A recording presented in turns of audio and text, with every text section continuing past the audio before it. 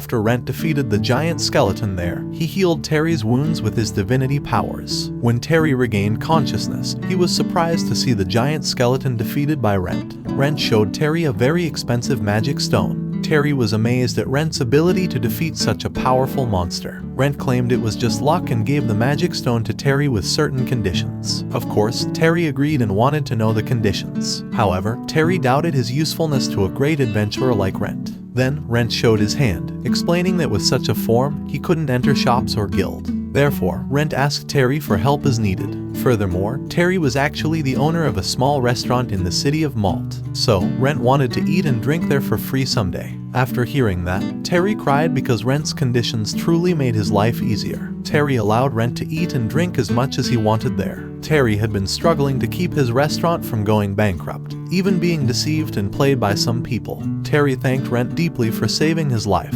Then, Rent gave him the magic stone and showed the teleportation magic from the room. Although Terry couldn't see the magic, Rent guided him to the teleportation magic. They would return to the city of Malt, but Rent would return to that room another time, because there was still teleportation magic to another room. Then, Rent visited Terry's small restaurant, and they were welcomed by Terry's wife named Isabel. Terry introduced himself to Rent. Terry's real name was Loris Cariello. Loris showed the magic stone to Isabel, and she scolded him slightly. Isabel was worried that it might be another trick from evil people as before. Loris and Isabel had nothing left if that happened. Loris reassured Isabel that Rent was not like that. Rent was a good boss who had listened to Loris's story and even saved his life. Loris also told Isabel about the boss's conditions. After hearing that, Isabel apologized to Rent for speaking rudely to him. Isabel was also surprised that Loris's boss only asked for such small favors. Rent said he was serious about wanting only that. Then, Loris hugged Isabel because their lives had been saved by Loris's boss. The magic stone had a very high value, enough to help their economy and pay off their debts. Rent said his goodbyes to them, but Loris wanted to know his boss's name. Loris promised to keep it a secret and continue calling him boss if his identity was hidden. Rent then introduced himself to Loris, who had to keep his identity a secret. After hearing that, Loris thanked Rent, and Rent left as quickly as possible.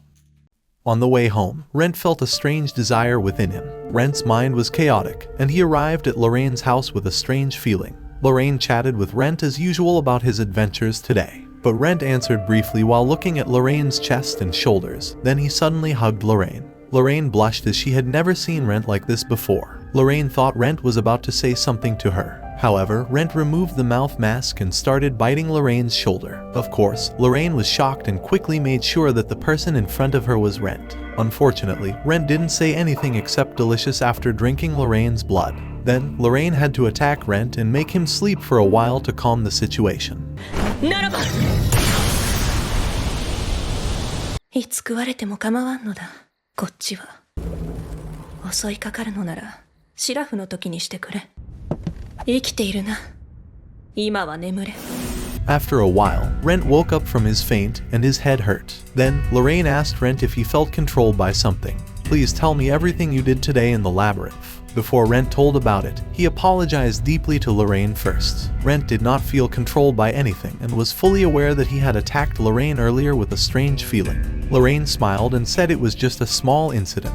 Rent didn't need to worry about it. The most important thing now was for Lorraine wants to know what was happening with Rent. Then, Rent told Lorraine that he met a man in the labyrinth earlier. Rent felt that the man was very delicious to eat. Rent's feelings also became stranger when he saw blood. After not eating the man, Rent felt the same way about Lorraine. She looked very delicious to be eaten by Rent. Then Lorraine had already guessed that this incident would happen. Lorraine also asked about Rent's body condition because the magic she released earlier was strong enough to kill monsters. Rent said he was fine. After hearing that, Lorraine told Rent to rest tonight. When Lorraine was about to go to her room, Rent asked her to show her wound. After Rent saw Lorraine's wound, Lorraine said Rent didn't need to panic because she would make a potion tomorrow. But Rent still wanted to do something for his friend. He immediately used his divinity powers to heal Lorraine's wound. 正規の治療など初めて受けるが、心地よいものだな。 Lorraine's face blushed slightly after realizing the rapid development of Rent's divinity power. Then, Lorraine noticed that Rent's body and face had changed slightly. Rent then opened his shirt and looked in the mirror. Rent was amazed at the transformation, but he noticed that the mask was partially open around the mouth.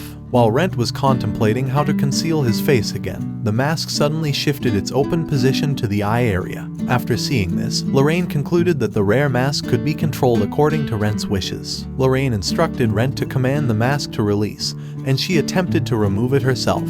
However, it proved impossible. Rent couldn't remove the mask despite being given the command. Additionally, Rent's way of speaking was smoother than before. Lorraine suggested that it was likely an existential evolution. Rent was doubtful because he still identified as a ghoul. It was true that Rent had defeated many monsters in the labyrinth, including giant skeletons. However, Rent didn't feel any evolution into a different monster form other than a ghoul. After a moment of thought, Lorraine theorized that Rent may have changed after drinking her blood. The plausible statement now was that Rent had evolved into a vampire thrall. Vampire thralls are low-level vampires, usually serving higher-ranking vampires. Then, Lorraine invited Rent to discuss the changes. Lorraine tied her hair into a beautiful ponytail and began discussing the exciting topic for her. She said that from the beginning, Rent's evolution from a skeleton to a ghoul was unexpected. Skeletons also have various evolutionary stages, but according to literature Lorraine had read, the evolution from a skeleton to a ghoul was very rare. The deepest desires might influence this existential evolution.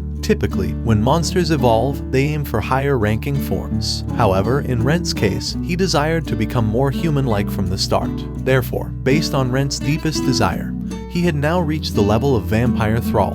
If this evolution continued, Rent could become a vampire with a human-like appearance. During existential evolution research, Lorraine found that small monsters could also evolve according to their environment. If this were true in Rent's case, he could become human again, although the validation remained uncertain. What was certain was that Rent could evolve into a vampire resembling a human. Lorraine's conclusion was that Rent could evolve in various ways to meet the requirements of the next vampire level. All Lorraine could do was assist Rent in achieving his desires as much as possible. They fell silent for a moment as their discussion had concluded. After that, Lorraine quickly stated her request to Rent, urging him to undress so she could record details of his entire body and take a small sample of his flesh for research. Lorraine was curious about Rent's reactions, effects, or anything related. Not only that, Lorraine wanted to study Rent's appetite, senses, and sleep patterns. Rent, with his innocent nature, wanted to undress immediately, but Lorraine told him to rest. たまに発揮する常識くらいあるさ。